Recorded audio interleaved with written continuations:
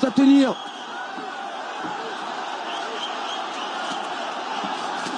Oh. Et voilà, encore derrière l'esquive, il arrive à bien retomber.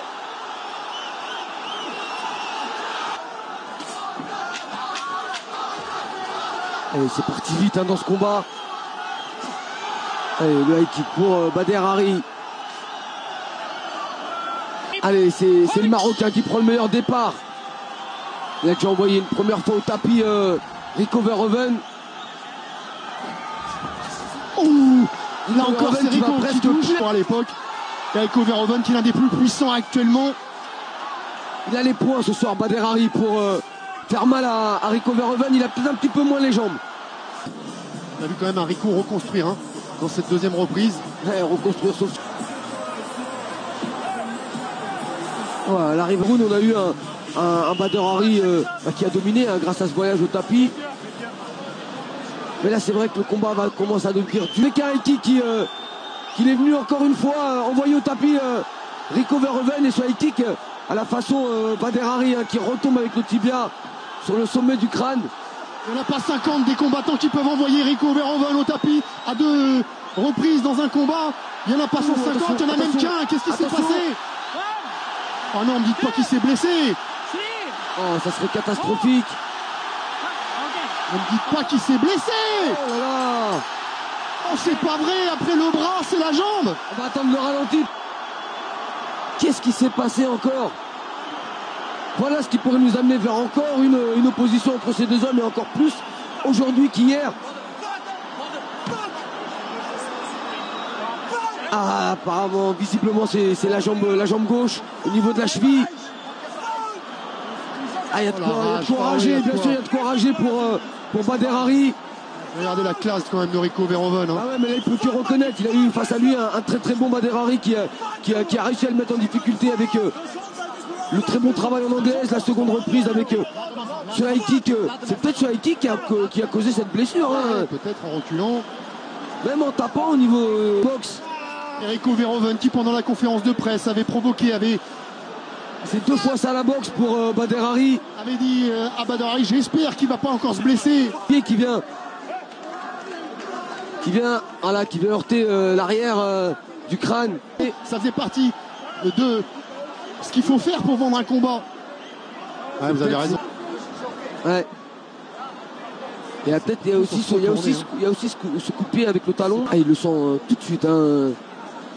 Ouais, c'est peut-être ce coup de pied, hein, ça fait vibrer. Plus après ces 2 reprises où on a eu vraiment comme au premier combat, un très grand combat, un bon niveau des 2 côtés, un Bader Hari efficace. Oh, la peine de Bader Hari. Venir se préparer, être au top. Le jour du combat, il était au top, Bader Hari. Il n'y a aucun doute. Il avait de la puissance dans les poings, de la puissance dans les jambes. Il avait vraiment bien débuté ce combat. Bon, voilà. Et ça nous frustre, ça nous prive forcément d'un dénouement sportif. On les comprend, c'est l'arme du combattant qui est vraiment... On va rester 2 fois dans cette même reprise. Hein. Non, c'était pas dans le deuxième round la première fois.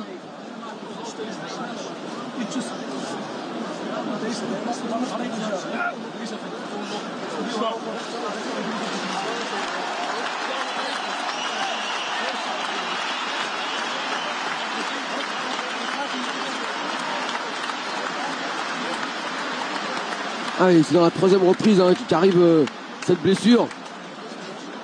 Et c'est vrai qu'on est perturbé. Dans cette 3e reprise, on se retrouvait avec 4 points. Il en avait rattrapé 1 au 2e round à 19, donc 3 points. Mais il n'avait pas 3 rounds derrière pour les rattraper, ces 3 points. Il en avait 2. Ça veut dire qu'il lui fallait forcément envoyer Bader Hari au tapis ou l'emporter par KO. Et à l'inverse, dans l'autre sens, Bader Hari qui venait d'enregistrer 2 knockdowns, Kamel. Lui, il avait plus que 2 knockdowns à enregistrer en tout pour mettre un terme automatique au combat. Et 2 knockdowns en 2 rounds et demi, puisqu'on était à la mi-combat. 2 knockdowns, c'était faisable pour lui. Voilà, moi je retiendrai cette image et celle de Rico qui est tout de suite venu soutenir Bader et Bader qui lui caresse la tête. Ça, c'est vraiment les très belles images après des paroles apaisantes, apaisées hier à la pesée. Les deux se montrent à la hauteur de leur statut. De la part de Rico, c'est pas une nouveauté. De la part de Bader, c'est une grande preuve de maturité. C'est ce Bader. Peu importe, quand vous avez le bras fracturé, vous pouvez partir debout. Là, c'est Porté qu'il va falloir l'évacuer. Et le problème, c'est que notre frustration, on peut la reporter sur personne, Kamel. On peut pas reprocher la faute à pas de chance, c'est tout. Il s'est blessé, il a pris le mauvais coup au niveau de la cheville. Une peine immense, hein. Il repart en larmes. Bader Hari. Et puis derrière, il y a beaucoup de travail. Voilà, il repense à tout là, Bader Hari. C'est pas fini les larmes. Mais il va y repenser ce soir, il va y repenser demain matin, il va y repenser encore pendant des jours et des jours. Et moi, Kamel, on va lui en reparler forcément. Et si jamais il y avait un collision 3, vous croyez qu'il va lui dire quoi, Rico, à la conférence de presse? De venir avec des prothèses? C'est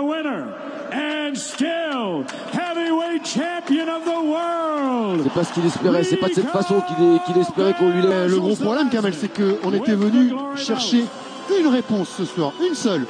Qui est l'homme le plus fort? Et cette réponse, on l'a pas. On l'a pas, même si on a un début de réponse, hein, même si 2 rounds et demi ne reflètent pas tout. Il y a quand même un Bader Hari